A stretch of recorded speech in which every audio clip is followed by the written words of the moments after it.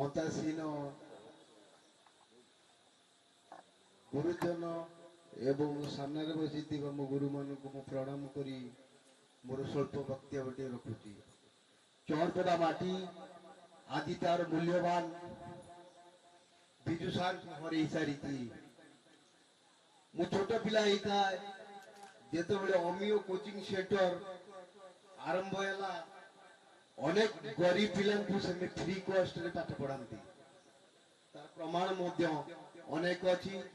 जो गरीब पिलाटी free fees दे पारेनी तथापि सार जाई पहुंचती, गाइड करती एवं से पिलाटी को आनी पाठ पढ़े मनीष करिवार अनेक नमूना आपण अंचल अच्छी आपण जानिथिबे।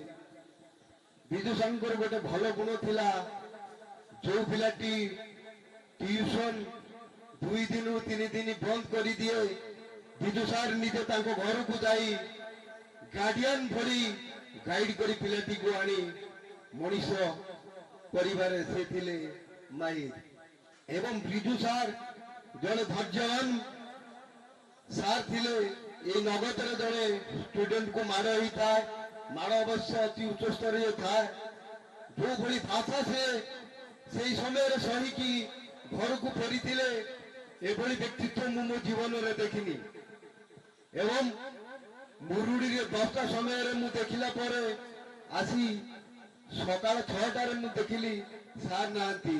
से इंग्लिश रे गोटे कोटेशन अछि, इन लाइफ इज द इनसडन life, life is the sorrow, life is the enjoyable, life spoil and burn. मनीष दिने मरी जीव एवं पड़ी जीव, तथापि आमे आम क्रोध को एवं निजर अभिमान को आम कंट्रोल करि पारुने।